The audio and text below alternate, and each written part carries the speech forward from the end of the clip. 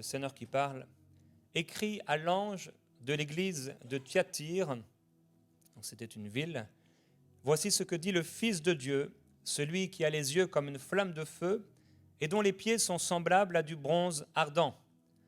Je connais tes œuvres, ton amour, ta foi, ton service et ta persévérance. Je sais, on pourra rajouter même, je sais même que tes dernières œuvres sont plus nombreuses que les premières, mais ce que j'ai contre toi, vous pouvez dire après moi, ce que j'ai contre toi, c'est que tu laisses faire, vous pouvez dire, c'est que tu laisses faire. Jézabel, cette femme qui se prétend prophétesse, elle enseigne et elle égare mes serviteurs, etc. C'est le verset 20 ici qui m'intéresse particulièrement. Le Seigneur Jésus dit, mais ce que j'ai contre toi, c'est que tu laisses faire Jézabel. Je voudrais aujourd'hui parler de la passivité. La passivité, c'est ce qui peut se trouver dans nos vies et qui nous empêche de marcher dans notre autorité.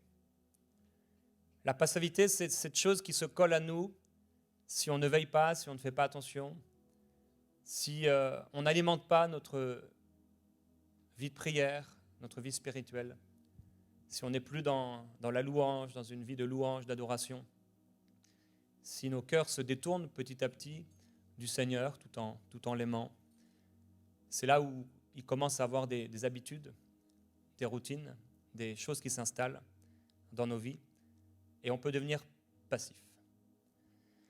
Une définition de la passivité, je ne sais pas si vous connaissez la nouvelle application, le nouveau site, je vais le dire en anglais, le chat GPT, qui connaît? Intelligence artificielle, c'est énorme.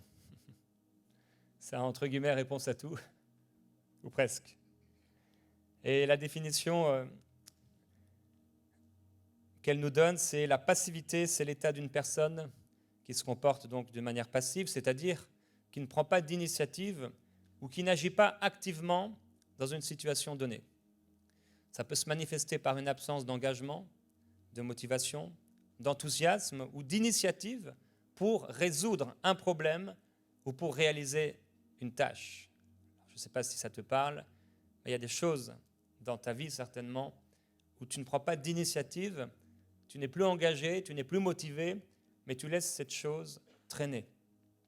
Le Seigneur Jésus dit à cette église, ce que j'ai contre toi, c'est que tu laisses faire Jézabel. Et il y a des choses dans nos vies qu'on peut laisser faire. Dans certains cas, la passivité peut être le résultat d'une dépression, d'un manque de confiance en soi ou d'un traumatisme émotionnel. Je voudrais ajouter aussi des échecs qu'on a pu vivre. Parfois, on a vécu un échec spirituel, on a prié pour quelque chose et on n'a pas vu le résultat et on est découragé et ce découragement va occasionner en nous une passivité. On n'a plus envie de prier parce qu'on a vécu un échec et on devient passif. On n'est plus engagé, on a laissé toutes nos armes à terre et on est simplement en train de subir les choses.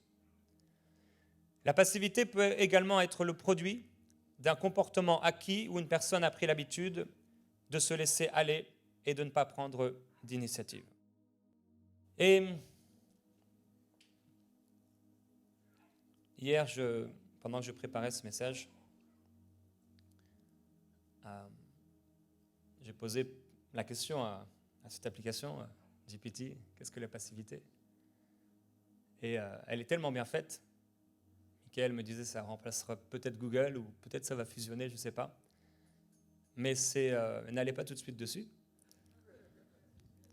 Vous pouvez lui poser n'importe quoi comme question. Comment cuisiner un poulet? Qu'est-ce qu'un bon sermon? Qu'est-ce que la bonne nouvelle de l'Évangile?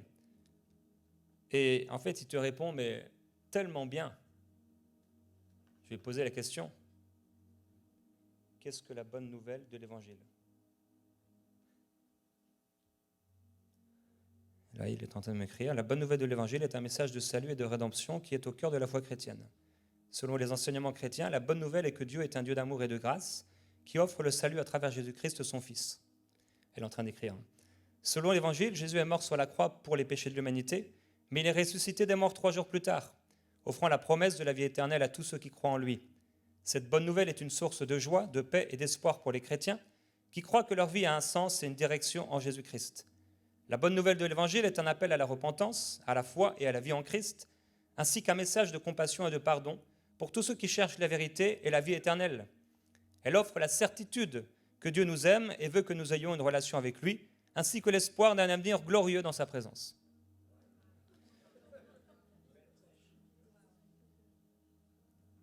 Comment peut-on passer de la mort à la vie ?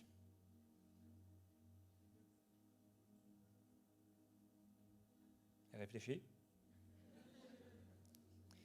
Du point de vue chrétien, passer de la mort à la vie signifie passer de la mort spirituelle causée par le péché à une vie éternelle en communion avec Dieu. Cette transformation est rendue possible par la grâce de Dieu et s'accomplit par la foi en Jésus-Christ. Selon les enseignements chrétiens, tous les êtres humains sont nés avec une nature pécheresse qui les sépare de Dieu.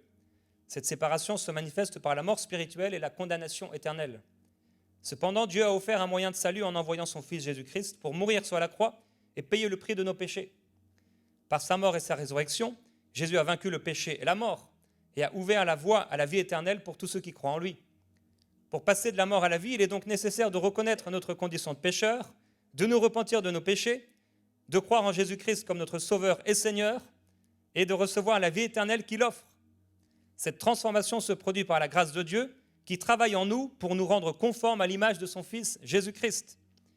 Cela implique également de suivre les enseignements de Jésus, de vivre selon sa volonté et de marcher avec lui chaque jour de notre vie. Je ne peux pas faire mieux que ça. Et en prière, je me suis dit, mais Seigneur, si une intelligence artificielle peut répondre à une question mieux qu'on le ferait, comme des fois la médecine a répondu aux problèmes des maladies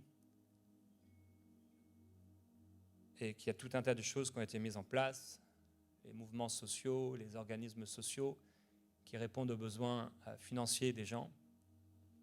Avant, ils criaient à Dieu. Maintenant, ils font appel et ils mettent leur confiance dans ces organismes. Avant, quand les gens étaient malades, ils criaient à Dieu, même les athées les plus profonds, parce qu'ils avaient besoin d'une intervention divine. Et demain, ceux qui allaient vers vous pour vous poser des questions sur Dieu, sur votre foi, ils iront là-dessus. Et le Seigneur m'a amené dans ce passage de 1 Corinthiens, chapitre 2.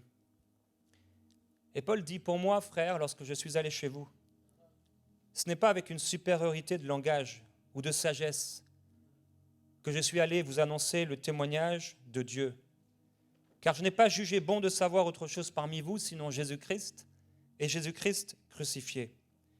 Moi-même, j'étais auprès de vous dans un état de faiblesse, de crainte et de grand tremblement.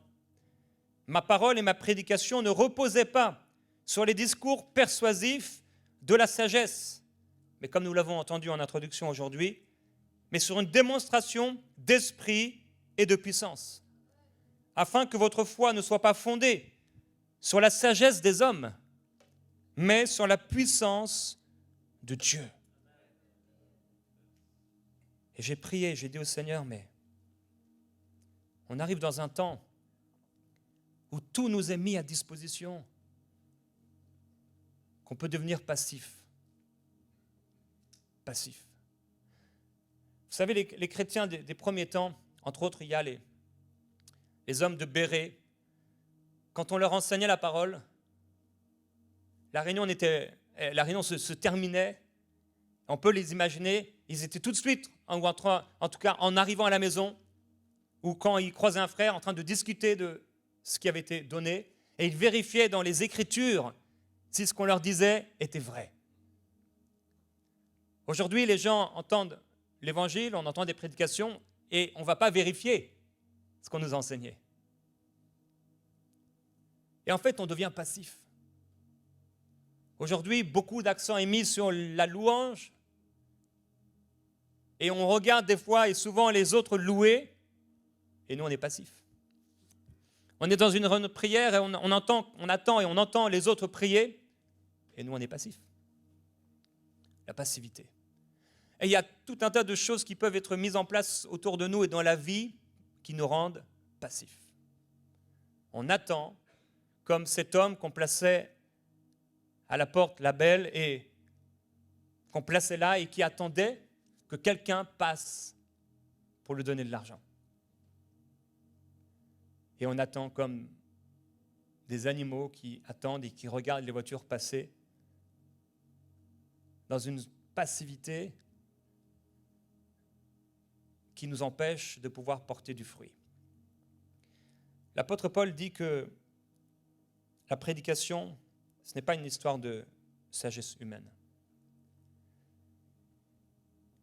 Il dit, cependant c'est une sagesse que nous prêchons parmi les parfaits, mais c'est une sagesse qui n'est pas de ce siècle, ni des princes de ce siècle, qui vont être réduits à l'impuissance. Nous prêchons la sagesse de Dieu, mystérieuse et cachée. Et il va nous parler de l'Esprit de Dieu, qui sonde les profondeurs de Dieu.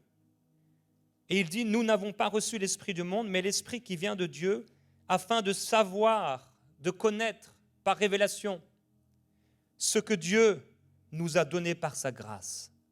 Et il dit, et nous en parlons, non avec des discours qu'enseigne la sagesse humaine, mais avec ceux, donc les discours qu'enseigne l'Esprit, en expliquant les réalités spirituelles à des hommes spirituels. Nous avons besoin de voir l'intervention de Dieu dans notre vie. Il y a une chose que l'intelligence artificielle ne pourra jamais faire, c'est te donner la direction divine pour ta vie. Une intelligence artificielle ne pourra jamais te remplir du Saint-Esprit. Elle ne pourra jamais te faire marcher dans l'autorité en Christ. Elle te donnera de la connaissance, elle te donnera peut-être de l'intelligence, elle te donnera toutes sortes d'informations. Tu peux lui demander comment t'habiller aujourd'hui, elle va te répondre. J'ai dit, il fait 15 degrés, moins 15 degrés, comment je peux m'habiller? J'ai regardé tout à l'heure. J'étais déjà habillé. Moi. Elle m'a dit, hier soir, j'ai regardé comment cuire un poulet. Je n'aime pas cuisiner, mais je voulais juste voir si elle avait cette réponse. Elle m'a répondu. Tellement de connaissances, c'est incroyable. Tu peux lui dire, je m'appelle Mathieu, je veux postuler dans une offre d'emploi, dans un magasin d'électricité, et je n'ai pas d'expérience. Peux-tu me faire une lettre de motivation? Et elle va te pondre ta lettre de motivation en quelques secondes. Et c'est bien fait.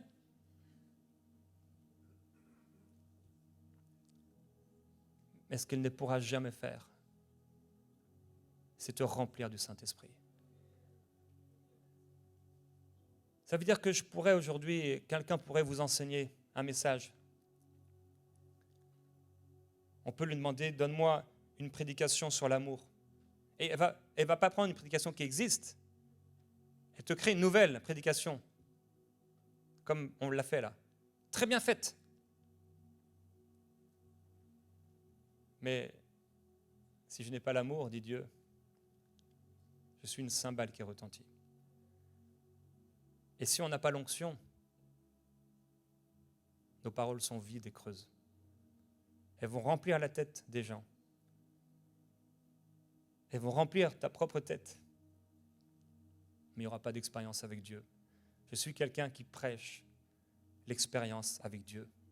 Je me souviens, j'étais à Athènes, en Grèce, et je discutais avec un prêtre orthodoxe. Et avec les personnes religieuses, souvent je vais les amener à parler de l'expérience. Puisque la vie avec Christ, c'est une histoire d'expérience. On doit vivre quelque chose. Sinon, c'est juste une religion, une philosophie qui remplit nos têtes. Et on essaie de faire des efforts, etc., comme on l'a entendu dans la parole tout à l'heure. Mais la vie avec le Seigneur, c'est une expérience. La présence de Dieu, c'est une expérience. Vivre l'onction de Dieu, l'huile qui coule sur la tête, c'est une expérience. Être rempli du Saint-Esprit pour la première fois et se mettre à parler en d'autres langues, c'est une expérience. Prier pour un malade et voir cette personne être guérie, c'est une expérience. Prier pour un problème dans ta vie et voir Dieu résoudre ce problème, c'est une expérience. Être pas bien à l'intérieur, triste et maussade, et commencer à t'humilier devant Dieu en pleurant et en demandant son aide, et ressentir tout à coup une paix surnaturelle qui te fait rire et être heureux et qui remplit ton cœur de joie, c'est une expérience. La connaissance ne t'amènera pas toujours à des expériences. Elle t'amènera dans une lettre qui tue. Mais Jésus dit, mes paroles sont esprit et vie. Elles vivifient, elles donnent la vie. Et il doit y avoir de la vie dans la parole. Il doit y avoir de la vie dans la prédication de l'Évangile. Il doit se passer quelque chose dans nos vies de fort et d'authentique. Assez fort. On doit être assez rempli du Saint-Esprit que les discours persuasifs de la sagesse auront la bouche fermée devant ce que tu vis. Les plus intelligents et les plus sages auront la bouche fermée devant la manifestation de ce que Dieu est en train de faire dans ta vie. Dieu ne veut pas remplir nos têtes parce que la connaissance enfle, mais c'est l'amour qui édifie. Il y a quelque chose que personne ne peut te donner, que seul Dieu peut te donner, c'est son amour. Parce que même quelqu'un aurait beau t'aimer vraiment, mais à un moment ton cœur aura besoin de l'amour de Dieu. Cette personne pourra répondre à un besoin émotionnel dans ta vie, régulièrement, mais seul Dieu peut te donner un amour véritable qui changera ton cœur et qui te comblera vraiment. Tu peux faire du yoga et avoir un sentiment de bien-être et te sentir comme un oiseau qui s'envole. Et tu peux sentir une paix. La voix est apaisante, l'atmosphère est tranquille, Gordon joue au piano. Mais cette paix, tu sors de ta réunion de yoga, elle a disparu. Quelqu'un passe devant toi, te regarde ou ne te regarde pas, ça crée ce truc en toi, c'est toujours là. Seul Dieu peut te donner cette paix surnaturelle que l'homme ne peut pas donner et qui dépasse toute intelligence et qui gardera ton cœur, pas seulement tes pensées, mais ton cœur et tes pensées en lui. On doit expérimenter Dieu. On doit vivre Dieu. On doit connaître Dieu. Il doit se passer quelque chose dans notre lieu secret de prière. Et Dieu veut se révéler à toi. Il veut qu'on l'expérimente. Il veut qu'on puisse le toucher, vivre. Il dit, goûtez et voyez combien Dieu est bon. Il veut qu'on goûte, il veut qu'on mange, il veut qu'on soit rassasié de lui. Il dit, buvez mon sang, mangez ma chair. Ça s'expérimente. La présence de Dieu.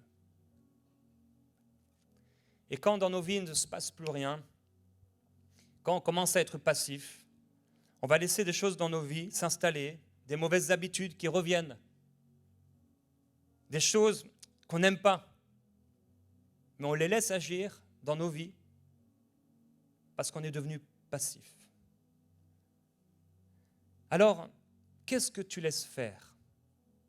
Qu'est-ce que tu laisses aller dans ta vie? Jésus dit, ce que j'ai contre toi, c'est que tu laisses faire Jézabel. Cette femme qui enseigne et égare mes serviteurs. C'est quoi cette Jézabel que tu laisses dans ta vie? C'est quoi cette mauvaise habitude que tu laisses dans ta vie? C'est quoi ce péché que tu laisses dans ta vie? C'est quoi cette chose que tu sais ne pas être la volonté de Dieu, mais tu la laisses demeurer en toi dans ta vie? Tu laisses faire.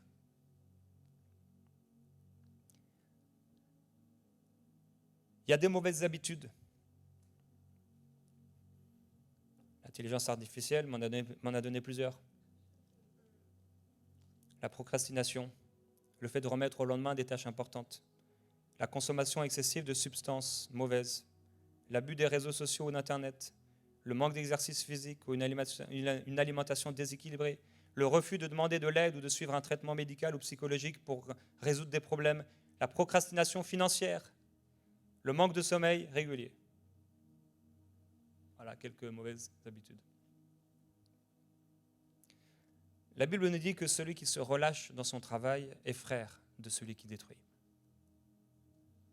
Dieu nous appelle à être des soldats engagés, affûtés, aiguisés dans son royaume. Ce monde et les systèmes qui sont mis en place dans ce monde sont là pour nous rendre passifs spirituellement. Regardez les endroits où les gens commencent à vivre dans la famine, ils crient à Dieu. Où les gens ont des problèmes, où il n'y a pas de médecine, ils crient à Dieu. Ils cherchent Dieu, parce qu'ils ont tellement besoin de Dieu. Quand les gens perdent leur travail, ils crient à Dieu. Ils perdent leur maison, ils crient à Dieu. Aujourd'hui, quand quelqu'un perd sa maison, il va voir le banquier. Il va voir quelqu'un. Quand quelqu'un est malade, il ne se pose pas la question, il va voir le médecin. Ou il regarde sur Google ou bientôt sur ce chat. Qu'est-ce que ça veut dire quand j'ai tel symptôme?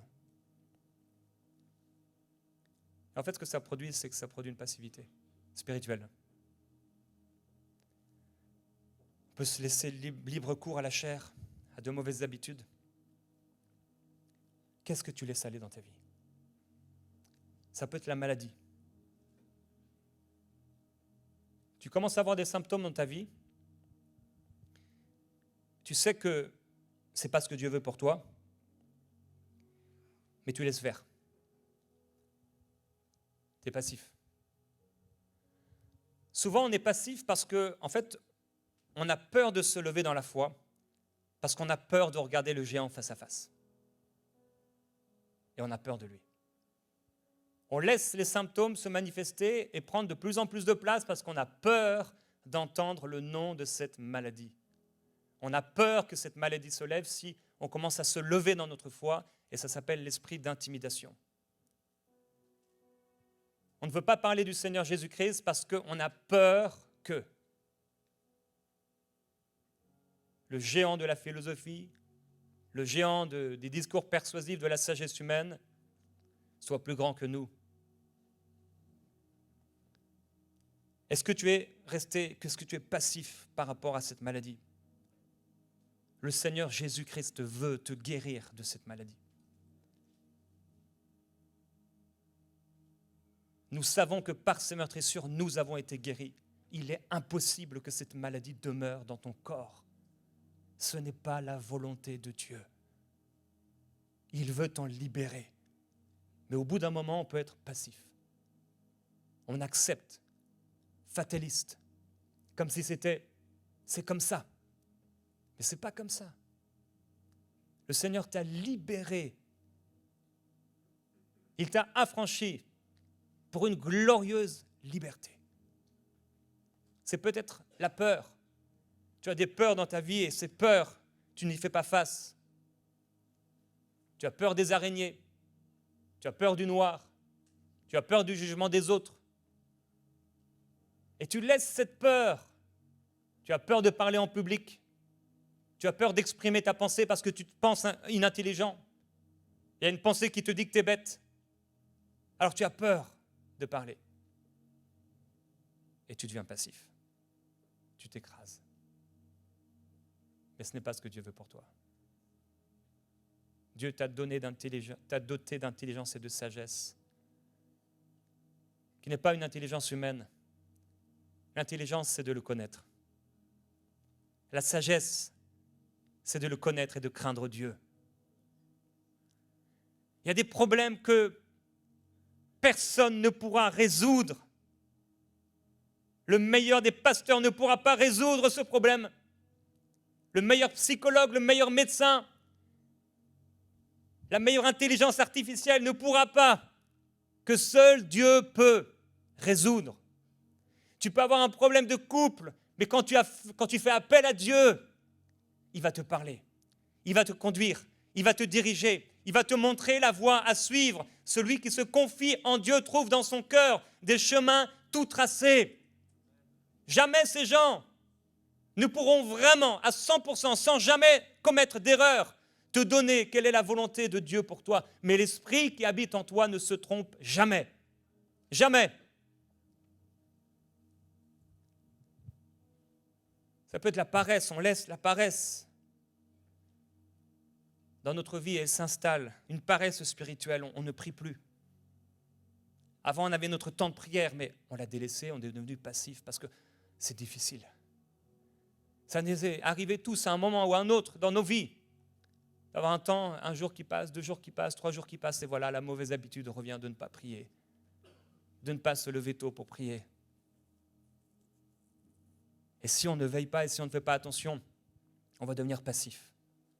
Et là, on commence à prendre les coups de l'ennemi, les vagues, on les ressent, on est percuté, on ne comprend pas, il y a la confusion qui arrive, et on est dans une espèce de truc où est Dieu? Parce que tu as oublié d'être actif spirituellement, d'être éveillé spirituellement. Et tu es en train de te laisser aller. Au gré des vagues et du vent, tu te laisses porter, conduire par les circonstances. La passivité, ça peut être un péché que tu as dans ta vie et tu es passif. Tu sais que cette chose est mal. Tu sais que Dieu ne la veut pas, mais tu as peur de la regarder en face.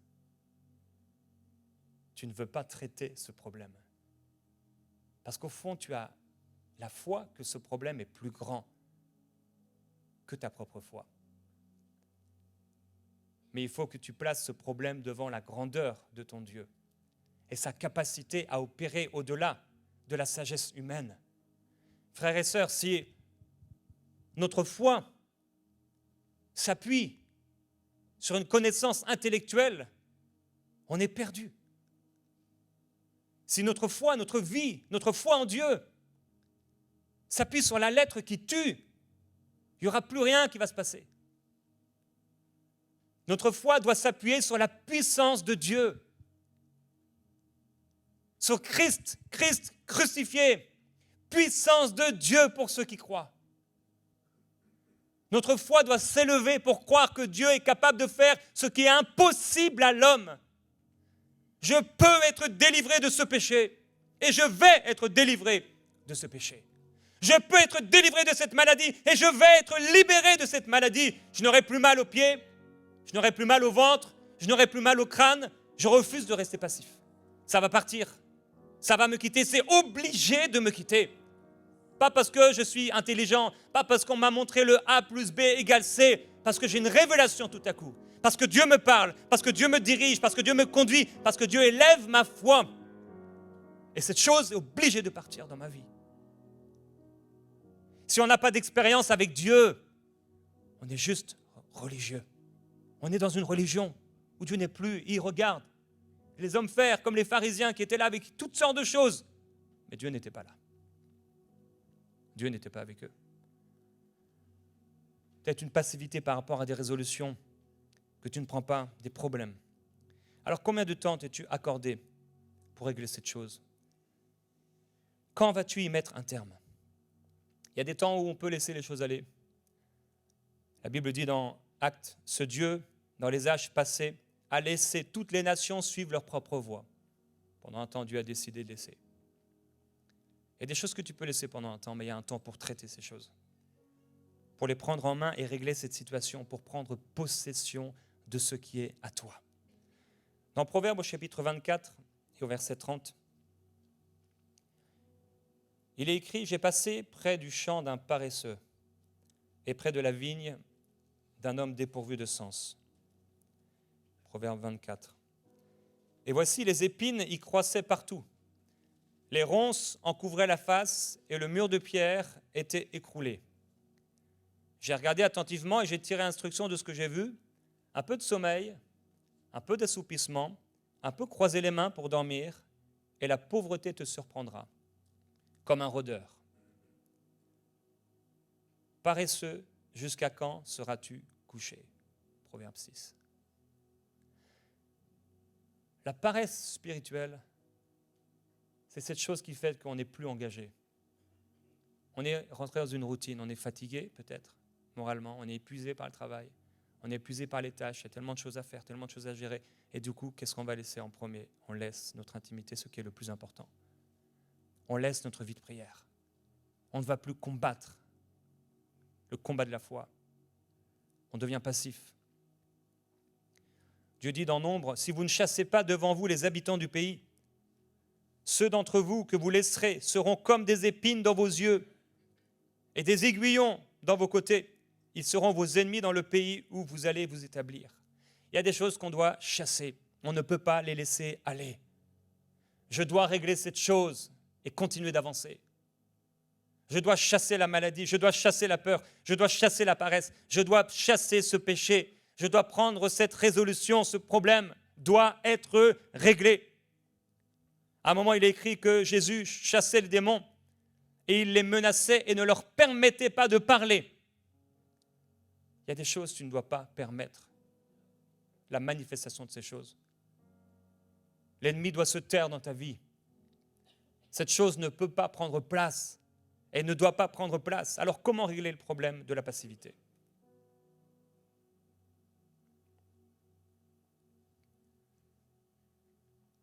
Je crois que la première de ces choses, c'est de s'humilier devant Dieu et de se repentir. La repentance, ça inclut la décision de changer et de demander pardon vraiment, sincèrement à Dieu. Si tu réalises qu'il y a une paresse qui s'est installée, il y a une passivité qui s'est installée en toi, tu n'es plus engagé vraiment dans l'œuvre du Seigneur. Tu ne pries plus avec ferveur pour que Dieu sauve les gens qui sont autour de toi. Ça veut dire que tu es devenu passif. Si tu n'as plus d'adrénaline, entre guillemets, tu n'as plus de ferveur, tu n'es plus intéressé par l'action de Dieu, par le réveil spirituel, par le royaume de Dieu, c'est qu'il y a une passivité qui s'est installée. Le diable ou les circonstances où ta chair ont réussi à te centrer sur toi-même. Mais c'est quand tu commences à être centré sur les intérêts de Dieu et à chercher vraiment, premièrement, le royaume de Dieu, que toutes les choses sont réglées. En s'humiliant, il faut se repentir en renonçant à la paresse et à la peur du prix à payer. Proverbe nous dit, le paresseux dit, il y a un lion dehors, je serai tué dans les rues. Le paresseux a peur d'aller dehors, parce qu'il a peur de croiser le lion, peur de l'effort. La porte tourne sur ses gonds et le paresseux sur son lit. Vous vous sentez mal d'avoir trop dormi ce matin? L'âme du paresseux a des désirs qu'il ne peut satisfaire. Mais l'âme des hommes actifs sera rassasiée. Dans quel domaine de ta vie tu as laissé la paresse s'installer? Tu sais que tu dois prendre cette résolution, mais tu laisses faire, comme si ce n'était pas important. Tu sais, Dieu t'a montré dans ton cœur, Dieu te montre le chemin à suivre, mais tu refuses de l'emprunter. Tu te dis, c'est pas grave. La passivité. Paul dit à Timothée, souffre avec moi comme un bon soldat de Jésus-Christ. Il n'est pas de soldat qui s'embarrasse des affaires de la vie s'il veut plaire à celui qui l'a engagé. On ne peut pas s'embarrasser des affaires de cette vie, frères et sœurs. Sinon, on va devenir passif, spirituellement. On ne sera plus engagé avec Dieu. En renonçant également à la passivité donc, et en arrêtant d'être négligent. Dieu dit, à travers son serviteur Josué, « Jusqu'à quand négligerez-vous de prendre possession du pays que l'Éternel, le Dieu de vos pères, vous a donné ?» Il y a des choses que Dieu nous a données, mais on est négligent. Dieu a dit, voici les miracles qui accompagneront ceux qui auront cru. Mais on est négligent. Pourtant, ça nous a été donné. Par ces meurtrissures, nous avons été guéris. Et ça fait tellement mal qu'on a peur de ce géant. On est devenu passif. Et on a essayé, et apparemment, ça n'a pas marché. On a prié pour moi, ça n'a pas marché. Tu as accepté comme une fatalité ta condition que Dieu n'a pas acceptée. Dieu veut te faire sortir de cette fosse et de ce gouffre. Et avec ta foi, tu peux en sortir, par sa puissance, par ta foi en lui. En fait, c'est l'étape vraiment importante. C'est l'étape de la repentance. Et c'est souvent l'étape que Dieu nous donne. Parce que dans cette étape de la repentance où on s'humilie devant Dieu, on laisse la place à Dieu. On réalise que non, ce n'est pas mon intelligence, ce n'est pas mes capacités. En fait, Seigneur, je ne peux pas le faire. Et je te demande sincèrement pardon, je suis incapable. Je n'ai pas une foi assez grande, Seigneur, mais j'ai confiance en toi. J'ai confiance en toi. Et je veux regarder à toi, Seigneur Jésus. Comme le peuple qui, mordu par les serpents, n'avait fait que de regarder au serpent d'airain dans la main du serviteur de Dieu. Je veux juste regarder à toi, Seigneur Jésus-Christ, et être guéri. Dieu dit maintenant, mes fils, cessez d'être négligents, car vous avez été choisis par l'Éternel pour vous tenir à son service devant moi, pour être ses serviteurs et pour lui offrir du parfum. Jérémie, le prophète, dit « Maudit soit celui qui fait avec négligence l'œuvre de Dieu. Maudit soit celui qui éloigne son épée du carnage. » Paul dit à Timothée « Ne néglige pas le don qui est en toi. » Il y a quelque chose que Dieu a déposé dans ta vie. Quand tu as fait cette expérience de Dieu, quand le Seigneur t'a parlé, il a déposé quelque chose en toi. Il faut faire fructifier ce don. Tu ne peux pas laisser tes armes à terre. Il faut que tu reprennes ton épée. Il faut que tu reprennes ce don. Il faut que tu t'engages à nouveau pour le royaume de Dieu. Il faut que tu t'engages à nouveau dans la prière pour le salut de tes enfants. Il faut que tu t'engages à nouveau pour que Dieu change l'inacceptable dans ta vie et l'inacceptable dans la vie des gens qui sont autour de toi. Il faut que Dieu intervienne, il faut que Dieu agisse. Se repentir en écoutant ce que Dieu te dit, parce que Dieu va te parler à ce moment-là. Et il va te donner des choses spécifiques, il va te dire des choses spécifiques. Dieu dit fortifiez les mains languissantes et affermissez les genoux qui chancellent. Dites à ceux dont le cœur palpite, fortifiez-vous, soyez sans crainte. Voici votre Dieu, il agira. Il viendra lui-même et il vous sauvera. Alors comment tu peux récupérer ton autorité? Parce que tu dois récupérer ton autorité. Mercredi, nous avons eu un temps de prière dirigé par l'Esprit de Dieu et on a eu un temps pour récupérer ce qui est à nous, ce que Dieu nous a donné. Nous ne voulons pas ce qui n'est pas à nous. Nous ne voulons pas ce que Dieu ne voudrait pas pour nous. Nous voulons tout ce que Dieu nous a donné. Et tout est à nous, la Bible dit. Nous voulons récupérer notre autorité. Je veux récupérer ma ferveur. Je veux récupérer cette vitalité dans l'esprit. Je veux récupérer cette foi que j'ai perdue. Tu dois récupérer ce qui t'a été volé ou ce que tu as laissé derrière toi et qui t'a rendu comme amorphe, comme paralysé devant cette situation. Voir tes enfants sans le Seigneur, tes amis, ton épouse, sans Dieu et laisser cette chose comme si c'était normal. Une passivité. Dieu ne te condamne pas. Dieu est en train de t'édifier, de te relever et de te fortifier, de te dire, tu ne peux pas accepter l'inacceptable. Il faut que tu te lèves à l'intérieur et je vais te donner la force de te lever. Si seulement tu t'humilies, si seulement tu te repens, si seulement tu me demandes pardon, si seulement tu acceptes et que tu réalises qu'en fait tu es devenu passif, tu es devenu paresseux. Il n'y a plus rien qui se passe dans ta vie ou presque et j'ai envie d'agir dans ta vie. Je veux faire de toi ce héros qui sauve. Je veux que tu sois vraiment ma plus grande joie. Non seulement à cause de ce que tu es, parce que Dieu nous aime pour ce que nous sommes, il nous a créés, mais également pour ce que tu fais. Dieu veut voir des fruits dans nos mains. Dieu veut qu'on gagne des âmes et le sage s'empare des âmes. Il ne s'agit pas d'une sagesse humaine. Ce n'est pas avec nos paroles qu'on va convertir les gens ou qu'on va amener quelqu'un à croire en Jésus. On pourra baragouiner, parler tout autant qu'on veut pendant des heures. Il faut une révélation de Jésus-Christ dans le cœur de cette personne. Il faut une conviction de péché qui vienne de la personne du Saint-Esprit. Il faut que l'onction de Dieu vienne, une telle conviction de péché qui descende sur cette personne que quoi qu'on lui ait dit, même en entrant dans cette salle, sans rien, sans parole, il tombe à genoux. à cause de la présence du Saint-Esprit, à cause de l'onction de Dieu. J'ai besoin, tu as besoin, nous avons besoin de l'onction du Saint-Esprit. Nous avons besoin de la personne glorieuse et extraordinaire de l'Esprit de Dieu qui a tout créé par sa parole, qui a amené les choses à l'existence par sa parole. Nous avons besoin de la présence manifestée du Saint-Esprit. J'ai besoin de l'onction de Dieu. L'huile doit couler à nouveau. L'huile s'était arrêtée dans ta vie, mais l'huile doit couler à nouveau. Et l'huile veut couler à nouveau. Et que ce qui a bouché maintenant, ta vie spirituelle, ce qui a bouché, ce qui a empêché ta vie de prière de se manifester comme elle devait, que cela soit débouché au nom de Jésus-Christ, à cause de l'onction de Dieu qui vient purifier comme un fleuve d'eau vive en toi et qui te rend fort dans l'esprit. Auparavant, tu étais dans la prière et c'était le moment de prier et tu attendais simplement comme ça, tu regardais ta montre.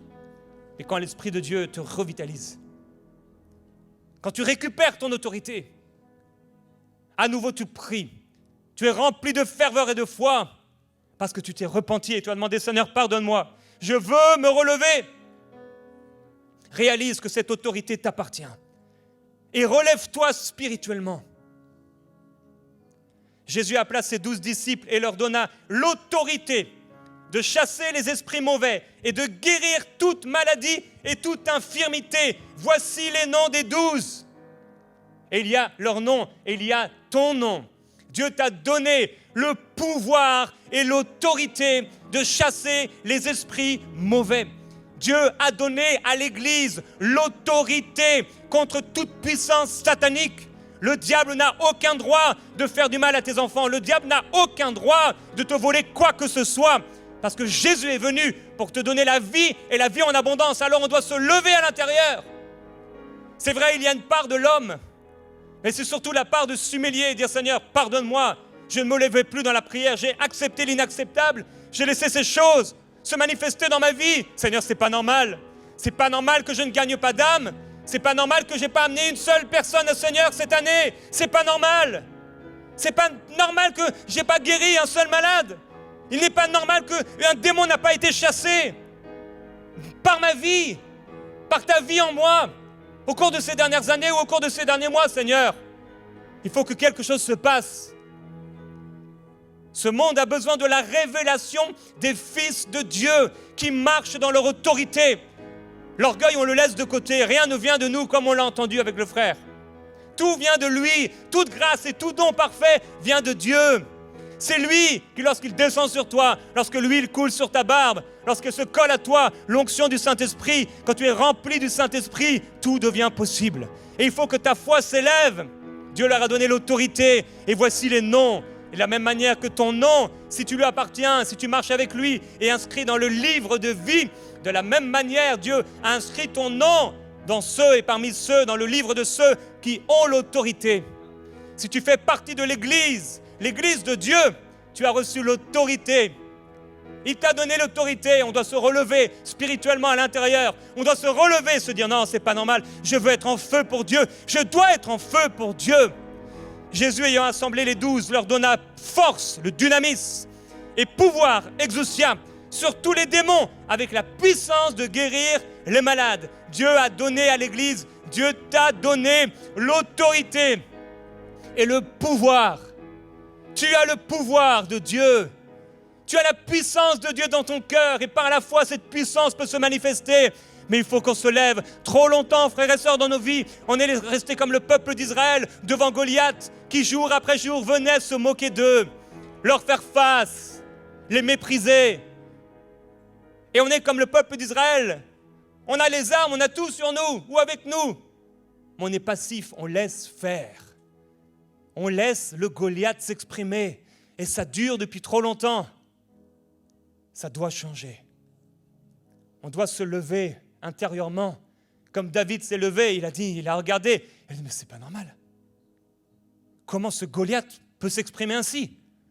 Comment cette chose peut rester parmi le peuple de Dieu? Comment le peuple de Dieu peut rester passif et marcher comme des esclaves alors que Dieu les a libérés et leur a donné toute puissance et toute force? C'est pourquoi Josué et Caleb disent, mais ne soyez plus négligents. Prenez possession du pays que Dieu vous a donné. Il faut qu'on puisse prendre possession de cette autorité que Dieu nous a donnée. Jésus dit, voici, je vous ai donné le pouvoir de marcher sur les serpents et les scorpions et sur toute la puissance de l'ennemi sans que rien ne puisse vous faire du mal. Ça, frères et sœurs, il faut qu'on le vive. Il faut qu'on l'accepte. Il faut qu'on le vive. Il nous a donné le pouvoir de marcher sur les serpents et les scorpions et sur toute la puissance de l'ennemi. Il t'a donné le pouvoir sur la maladie qui affecte ton corps. Tu as le pouvoir sur cette maladie. Si elle a un nom, c'est bien. Ça te permet de nommer cette maladie et de lui dire qu'elle doit sortir. Elle ne peut pas demeurer en toi. Elle ne va pas demeurer en toi. Quoi que ce soit, tu peux même la voir. Tu peux même la toucher. Tu peux même la sentir, cette maladie. Ce sont autant de signes qui te permettent de lui ordonner de quitter ta vie et de sortir de ta vie. Tu peux avoir des peurs qui t'assaillent.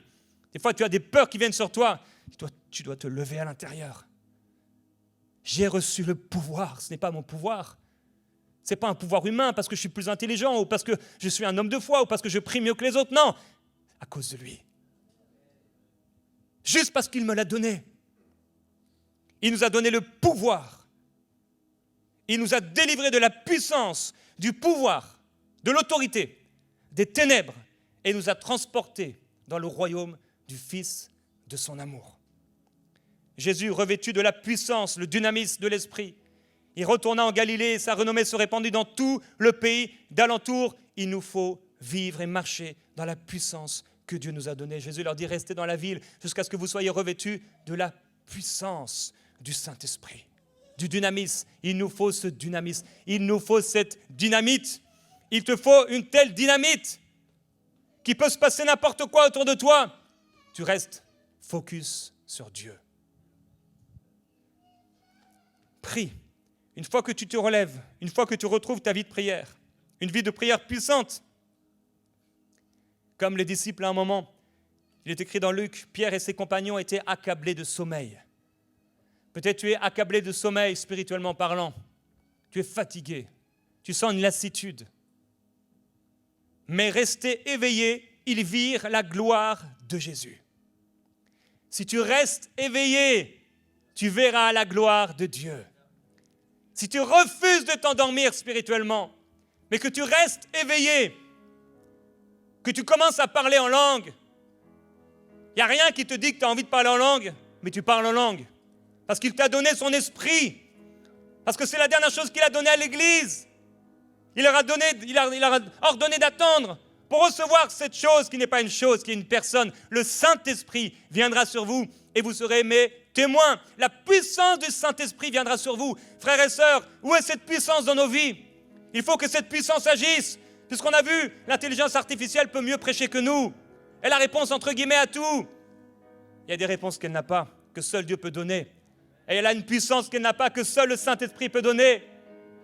Elle a des guérisons qu'aucune intelligence, aucun homme ne peut te donner, que seul se trouve dans le cœur de Dieu. Auprès du trône de Dieu, la gloire de Dieu veut éclater dans ta vie. La puissance du Seigneur veut se manifester dans ta vie, afin que tu sois heureux, réjoui, que tu vives et que tu goûtes combien Dieu est bon. Il faut que l'Église goûte, il faut qu'on mange Christ, il faut qu'on l'expérimente, il faut qu'on le vive. Il doit se passer quelque chose dans ta vie. Dieu ne fait aucune différence et aucun favoritisme entre les hommes. Aucun favoritisme. Ils étaient dans la chambre haute, et vous savez, dans la chambre haute, je crois personnellement qu'il y avait des enfants. Ils ont tous été remplis du Saint-Esprit. Il y en avait 120. Ils ont tous été remplis du Saint-Esprit. Ne te perds pas dans la pensée. Est-ce qu'il y avait des enfants vraiment? C'est pas ça l'important. L'important, c'est que femmes, hommes, enfants, ils ont été tous remplis du Saint-Esprit. Tous. Dieu ne fait pas de favoritisme. Tout à l'heure, je parlais avec une femme qui est avec nous pour la première fois à l'église, Étiennette, que Dieu vous bénisse. 81 ans, c'est ça? Elle a connu le Seigneur il y a en 50 et quelques, je crois. Voilà. Dieu veut la remplir du Saint-Esprit. Dieu veut l'inonder de sa présence. Dieu veut la revitaliser, réveiller l'Esprit de Dieu en elle, pour qu'elle puisse se tenir à la brèche en faveur du pays et voir une multitude de personnes être sauvées. quel que soit ton âge, quelle que soit ta condition. À partir du moment où tu laisses la passivité, tu refuses la paresse, à un moment on l'a tous été. Mais aujourd'hui tu te décides, ça suffit maintenant. Je me lève intérieurement. Je reprends mon épée. Je n'agirai plus avec négligence. Je veux traiter ce problème. Je veux traiter cette chose. Je veux me relever spirituellement. Je vais retourner dans mon lieu de prière et je vais prier. Je vais prier, je vais me concentrer et je ne sortirai pas avant d'avoir prié, avant d'avoir tout dit, avant d'avoir tout exprimé, avant d'avoir expérimenté Dieu. Je vais commencer à prier, même en balbutiant, même en chuchotant au début, même si je ne sais pas quoi dire, je vais commencer à prier dans l'esprit. Ou je vais dire, Seigneur, je ne sais pas quoi dire, mais je vais commencer à dire qui est Dieu. Qui est Dieu pour moi? Et quand tu vas commencer à regarder au Seigneur, il va remplir ta bouche. Ouvre-la et il la remplira. Et il te remplira. Prie et prophétise avec autorité. Dans Ézéchiel 37, la main de l'Éternel reposait sur moi, et l'Éternel me transporta par son esprit pour me déposer au milieu de la vallée. Celle-ci était remplie d'ossements, nous l'avons entendu. Il m'a fait passer près d'eux tout autour, et j'ai constaté qu'ils étaient très nombreux sur le sol de la vallée et qu'ils étaient complètement secs. Et il m'a dit, fils de l'homme, est-ce que ces eaux pourront revivre? Et je répondis, comme un bon chrétien, Seigneur éternel, c'est toi qui le sais. Tellement de choses, on est passif. Le Seigneur sait, le Seigneur fait, le Seigneur agit. Mais Dieu lui dit, prophétise sur ces eaux. Et il dit, je prophétisais conformément à l'ordre qui m'avait été donné. Alors que je prophétisais, il y a eu un bruit. Quand tu te relèves spirituellement, après t'être repenti, et que tu commences à prophétiser sur les choses, une prophétie qui vient de la part de la parole de Dieu et de la part de Dieu, que tu trouves par rapport à ton problème, une résolution dans la parole, une promesse dans la parole. Rappelez-vous que l'Esprit de Dieu en nous vient pour nous donner et nous faire savoir tout ce que Dieu nous a donné par grâce. Et l'Esprit de Dieu en toi te dit ça, ce n'est pas normal. Il y a une promesse dans la parole et voici telle promesse. Et tu prophétises. Tu parles avec autorité, tu prophétises et tu ordonnes à cette montagne de te quitter. Ton couple va mal, mais peut-être même tu te dis que tu n'aimes plus l'autre, mais tu commences à prophétiser. Tu prophétises l'amour, tu prophétises la réconciliation, tu prophétises le changement, tu prophétises que ton mari qui ne t'aimait plus, eh bien tout à coup, il est éperdument amoureux de toi. Et tu prophétises parce que ça t'appartient. Parce que c'est ton héritage. Tu prophétises la réconciliation, on va se réconcilier. Il y a un esprit de réconciliation dans ma maison. Il y a un esprit de paix. Il ne sait pas pourquoi, mais il va m'aimer. Ou elle va m'aimer. Mon enfant ne sait pas d'où ça va venir et comment ça va venir, mais tout à coup, il va avoir envie de connaître Dieu. Il va avoir envie de le connaître. Il y a quelque chose qui se passe dans son cœur. Seigneur, je ne sais pas comment tu vas le faire, mais il y a une faim, il y a une soif de Dieu qui va s'installer dans son cœur. Parce que ainsi a parlé Jérémie, où tu mets ton prénom. Voici les noms. Ton nom est dans le livre de l'autorité. Ton nom est dans le livre de vie. Et dans ce livre de vie, tous ceux qui sont inscrits dans ce livre de vie ont reçu le pouvoir et l'autorité de chasser Satan, de chasser Jézabel, et qu'elle arrête d'enseigner des mensonges, qu'elle arrête de dire des choses fausses et d'établir des choses qui sont fausses dans ma vie et qui n'ont rien à voir avec ce que Dieu dit à mon sujet. Je ne suis pas un sot, je ne suis pas stupide, je ne suis pas moche, je ne suis pas un moins que rien. Et tu commences à t'emparer de ces choses en Dieu.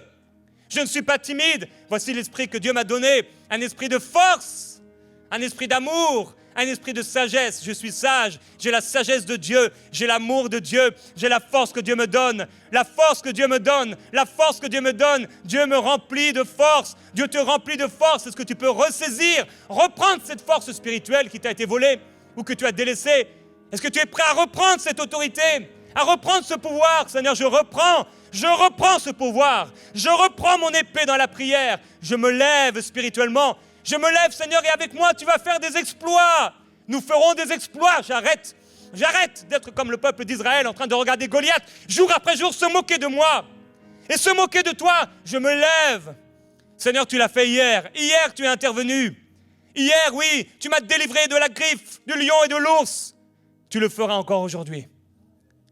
Hier, j'étais en feu. Je Je me suis refroidi, c'est vrai, mais je me relève. Je me relève en Jésus-Christ. Je me relève. Lève-toi et agis. Dans le livre d'Esdras, on va dire à Esdras, lève-toi, car cette affaire te regarde. Cette affaire te regarde. Déborah dit, les chefs étaient sans force en Israël, sans force. Quand moi, Déborah, je me suis levé, quand je me suis levé comme une mère en Israël. Tu peux être une femme comme Déborah et te lever comme une mère pour ceux qui t'entourent. Tu peux être comme Esdras et te dire, c'est vrai, je dois me lever parce que cette affaire me regarde. Jésus dit, le royaume des cieux est proche. Guérissez les malades, ressuscitez les morts, purifiez les lépreux, chassez les démons. Jésus nous dit, ne vous inquiétez pas de la façon de ce que vous allez dire. Ce n'est pas vous qui parlerez, mais c'est l'Esprit de votre Père qui parlera en vous. Car le royaume de Dieu ne consiste pas en paroles, mais en puissance. Et à celui qui, par sa puissance, par la puissance qui agit en nous, peut faire infiniment au-delà de ce qu'on pense, au-delà de ce qu'on imagine, au-delà de ce qu'on demande. La puissance du Saint-Esprit en toi, quand cette puissance trouve dans ton cœur un accord avec sa parole, cette puissance opère et cette puissance agit. Dieu fera le reste. Quand tu t'humilies, que tu lui demandes pardon sincèrement, quand tu reprends cette autorité,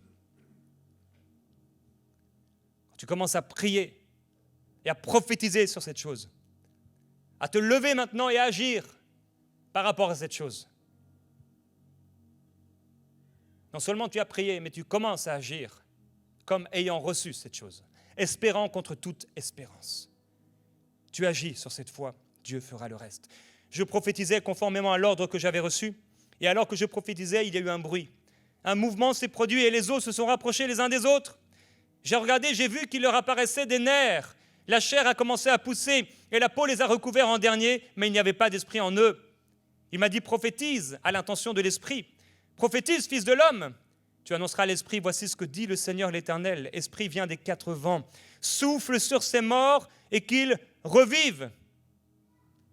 J'ai prophétisé conformément à l'ordre qui m'avait été donné. Alors l'Esprit est entré en eux et ils ont repris vie, puis ils se sont tenus sur leurs pieds. C'est une armée nombreuse, très nombreuse. Il va y avoir un bruit. Il va y avoir un mouvement. Est-ce qu'on peut se lever dans la présence du Seigneur? Quand tu te lèves spirituellement, quand tu reprends ce qui t'appartient, ce qui est à toi, il y a un bruit, il y a un mouvement quand tu commences à prophétiser selon l'ordre que tu as reçu. C'est la conversion, c'est la guérison, c'est la conviction, c'est le changement, c'est la transformation, c'est la gloire de Dieu, c'est la puissance, c'est le renouveau, la restauration, la réconciliation, c'est l'émerveillement, c'est la croissance, c'est le miracle, c'est le fruit, c'est la vie de Dieu, c'est le fleuve d'eau vive. Commençons à prophétiser, Église. Est-ce qu'on peut se lever dans la prière maintenant et commencer à prophétiser sur nos vies, commencer à prophétiser sur les perdus, commencer à prophétiser sur tes enfants, commence à prophétiser contre cette maladie. Prophétise que cette maladie s'en va. Prophétise que cette conviction vient dans le cœur de cette personne ou dans ton propre cœur. Prophétise cette conversion, prophétise ce changement, prophétise cette transformation, prophétise que la gloire de Dieu vient. Ne reste pas passif, ne me regarde pas. Maintenant, c'est là, entre toi et Dieu. Tu es devant cette vallée d'ossements desséchés. Prophétise. Ne dis pas, Seigneur, c'est toi qui le sais. Mais l'Esprit de Dieu te dit, prophétise. L'Esprit du Seigneur te dit, prophétise. Le pouvoir est dans ta bouche. J'ai cru, c'est pourquoi j'ai parlé. Le pouvoir est dans ton cœur. L'autorité t'a été donnée. Un simple bâton suffit. Un simple bâton suffit. Oh Dieu, nous appelons la gloire, la gloire, la gloire, la gloire de Dieu dans ce lieu. Ta gloire, oh Dieu. Ta gloire dans nos vies. Je prophétise, Seigneur, que ton peuple se relève. Je prophétise que cette personne qui ne priait plus il y a un feu qui se lève en elle. Je prophétise que cette personne qui se levait tôt le matin pour prier et qui ne le fait plus depuis longtemps, Seigneur, tu vas la réveiller tôt et elle va avoir une faim, elle va avoir une soif, elle va avoir comme un fardeau qu'elle doit déposer dans la prière, comme un feu qui doit sortir d'elle. Elle doit donner naissance comme une femme qui est sur le point d'accoucher. Et ça doit sortir. Elle sent les contractions de plus en plus rapprochées. Seigneur, dès le matin, cette personne va sentir les contractions de l'esprit. Et ce bébé doit sortir. Cette prière doit sortir. Cette prophétie doit sortir. Cette foi doit se manifester. Père, je déclare que plénitude sera une église. Et une église où la puissance du Saint-Esprit se manifeste. Je déclare que ta puissance se manifeste dans nos vies. Seigneur, nous sommes des hommes et des femmes de prière. Je prophétise la guérison de ces maladies. Je prophétise la libération des captifs. Je prophétise que les yeux des aveugles s'ouvrent. Là où on a perdu la révélation, là où on ne voyait plus, là où on était dans les discours persuasifs de la sagesse, là où on était dans nos calculs et dans nos raisonnements, tout à coup la révélation nous est donnée par ton esprit. Là où on allait voir des hommes pour savoir quoi faire, comment faire, nous trouvons dans nos cœurs des chemins tout tracés. Là où on n'entendait plus la voix du bon berger, on la reconnaît, on l'entend. Là où les rêves s'étaient arrêtés, là où les visions étaient peu fréquentes, la vision revient. Les songes reviennent. Les dons spirituels reviennent. La hardiesse revient. La ferveur revient. L'amour pour les âmes revient. Le feu de l'évangile revient. La puissance du Très-Haut se manifeste. L'huile d'onction coule sur toi. La présence de Dieu s'intensifie dans ta maison. La présence de Dieu s'intensifie dans ta chambre. La présence de Dieu s'intensifie dans ta chambre de prière. La présence de Dieu s'intensifie dans ta voiture. Et partout où tu te trouves, la présence du Seigneur s'intensifie sur toi. Parce que l'huile coule. Et tu commences à aimer comme tu n'as jamais aimé Dieu. Tu commences à aimer les gens. Il y a un amour nouveau. Tu n'es plus blessé. Tu n'es plus dans l'amertume. Tu ne gardes plus cette colère. Tu choisis de pardonner à ceux qui t'ont fait du mal. Parce que l'amour de Dieu est tellement répandu, diffusé, abondant. Il s'exprime dans ton cœur que tu ne peux que pardonner et bénir tes pires ennemis et aimer tes pires ennemis.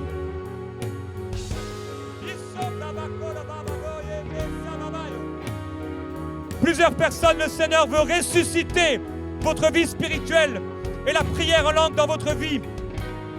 Commence à prier en langue là où tu es.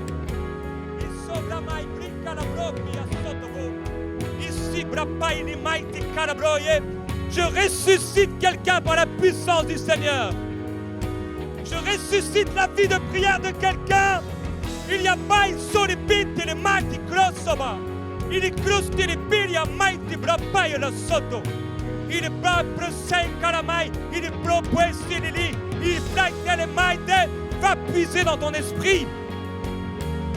Va puiser dans ton esprit les paroles qui doivent sortir, le feu qui doit sortir. Ne reste pas passif. Ne reste pas passif.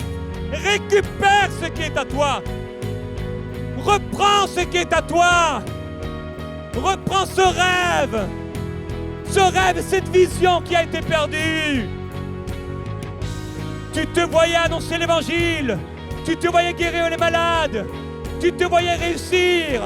Tu te voyais remplir le rôle et la fonction que Dieu t'a donnée. Ça va se manifester. Je récupère la force. Je récupère l'amour. Je récupère la paix. Je récupère la joie. Tu étais triste. Tu étais malheureux, malheureuse. Il y a comme un état dépressif qui venait sur ta vie. Mais tu récupères la joie. Tu récupères la joie de ton salut, la joie de ton sauveur, la joie de le connaître. Tu ne seras plus triste. La dépression quitte ta vie. La joie revient. La joie revient.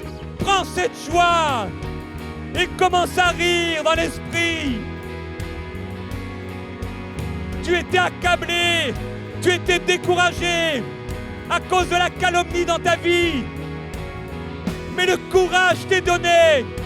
Fortifie-toi et relève-toi par la puissance de Dieu. Je me fortifie par ta puissance, oh Dieu. Je suis fortifié par ta puissance. Je me relève. Je me relève. Je refuse cet esprit de découragement. Je refuse cet esprit de découragement. Ça quitte ma vie. Je suis rempli de courage.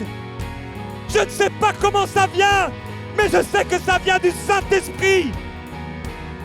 Il y a un courage qui naît en moi. Il y a un courage qui naît dans mon cœur. Je suis courageux devant l'adversité. Je suis rempli de courage devant Goliath. Je suis rempli de courage devant mes ennemis. Ils fuient devant moi. Je ne résistais plus. Tu ne résistais plus au péché. Mais à partir d'aujourd'hui, tu vas résister. Tu vas résister au péché. Et tu vas résister à l'ennemi. Et qu'est-ce qui va se passer? L'ennemi va s'enfuir loin de toi. Il va fuir à cause de l'autorité déployée, à cause de l'autorité proclamée, à cause de l'autorité manifestée. Satan quitte les maisons, il quitte les pensées, il quitte les corps. Récupère ton autorité. Tu as trop été volé. Reprends ce qui est à toi. Reprends cette ferveur de la prière. Reprends ce feu. Il ne se repent pas de ses dons ni de son appel. Ce qu'il t'a donné, il ne le reprend pas. Reprends ce qui est à toi. Reprends ce que Dieu t'a donné. À partir d'aujourd'hui, je peux m'exprimer. À partir d'aujourd'hui, je peux prêcher. À partir d'aujourd'hui, je peux parler. À partir d'aujourd'hui, je peux me mouvoir, me déplacer. À partir d'aujourd'hui, je remporte des victoires. Je saute une montagne. Je franchis une muraille. Avec Dieu, je ferai des exploits. Il aiguise mes mains au combat. Avec Dieu, je suis plus que vainqueur par celui qui m'a aimé. Il m'a aimé. Je suis aimé. Je rejette le manque d'amour. Je rejette l'esprit de rejet. Je rejette l'apitoiement. Dieu m'a aimé. Dieu m'a aimé. Dieu m'aime. L'amour de Dieu me comble. Je réussis à marcher dans la sainteté. Je réussis à fuir le péché. Je ne serai plus passif. Je suis saint. Et je ne suis pas saint à cause de moi. Je suis saint tout simplement parce qu'il est saint et que je lui appartiens. Voilà pourquoi je suis saint. Je déteste le péché. Je déteste le péché parce que je suis saint et je suis pur. Et mes pensées sont pures. Et mes intentions sont pures. Et mon cœur est pur. Mon cœur est bon. Je suis rempli de bonté. Je suis rempli de bienveillance. Je suis rempli de miséricorde. Je suis rempli d'amour.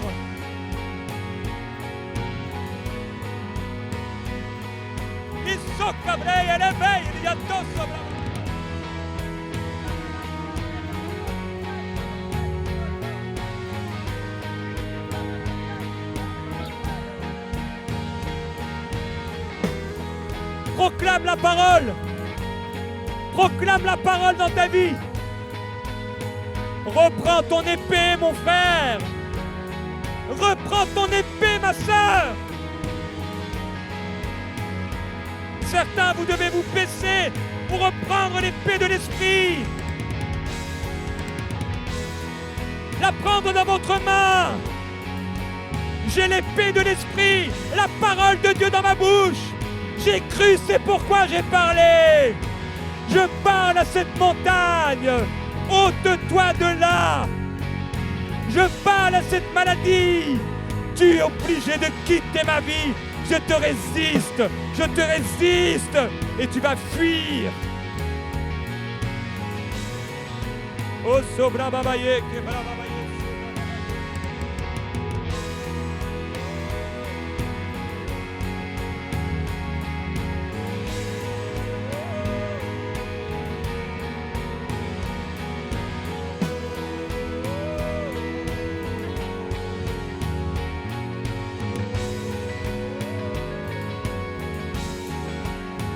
a plusieurs, vous devez pousser un cri, vous devez exprimer un son, le son de la victoire, le son de la victoire.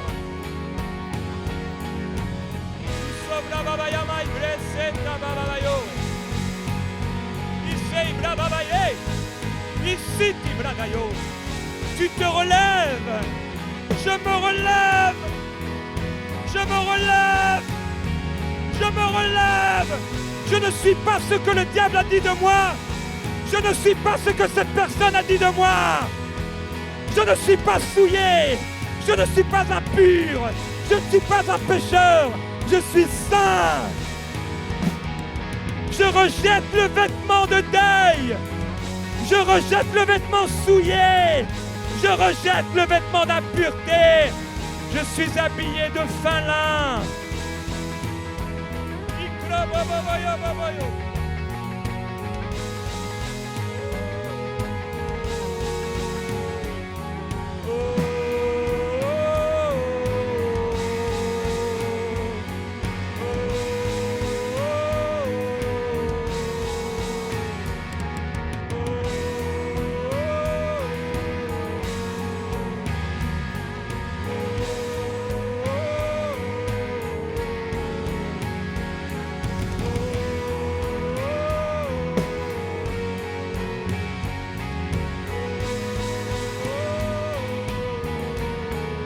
C'est un cri de victoire, c'est un cri de guerrier, c'est le cri de la victoire de l'Église. Continue, continue.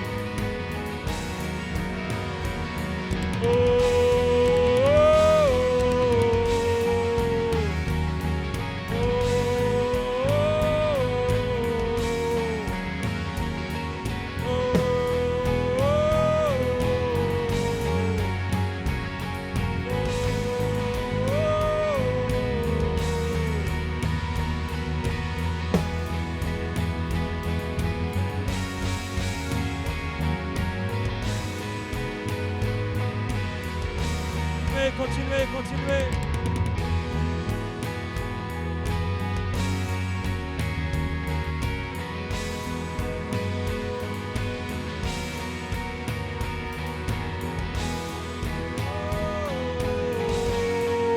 Les soldats se lèvent. L'armée du Seigneur se lève.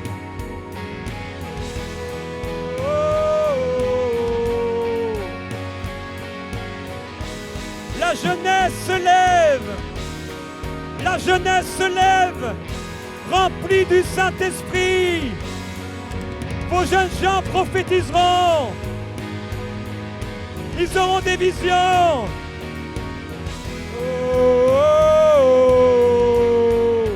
Je me lève, je suis un soldat du Seigneur.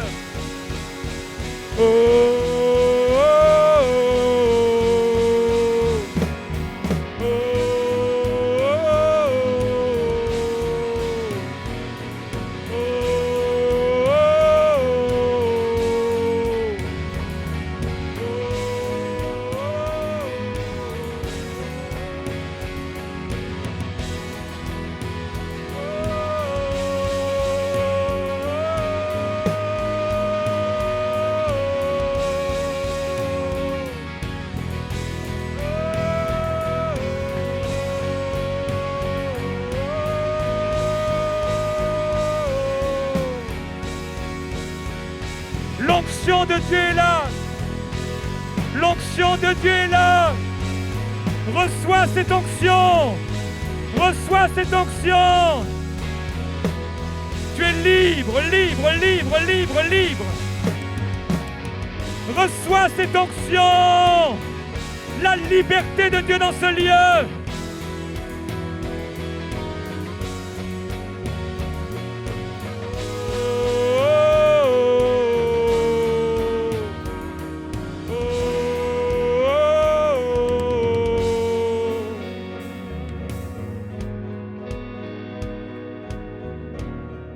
Que vois-tu, Jérémie?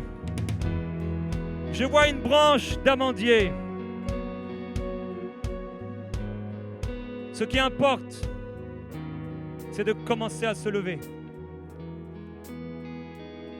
N'aie pas peur du chemin à parcourir, car je suis avec toi pour te délivrer. Tu marcheras sur des ronces et des épines, mais je serai avec toi. Tu triompheras de tous tes ennemis qui se dresseront devant toi. Tu leur diras ce que je t'ordonnerai. Tu déclareras ce que je te dirai.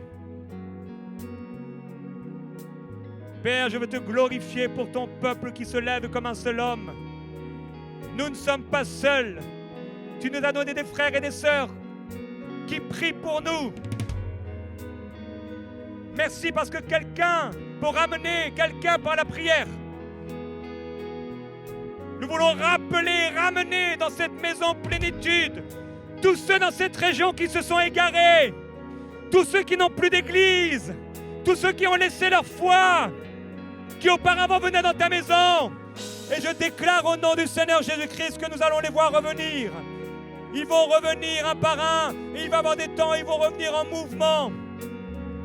Le Seigneur va ramener dans cette maison, dans cette bergerie, de nombreuses brebis qui sont perdues, qui se sont égarées, loin du Seigneur. Seigneur, que nous puissions être un troupeau qui prend soin,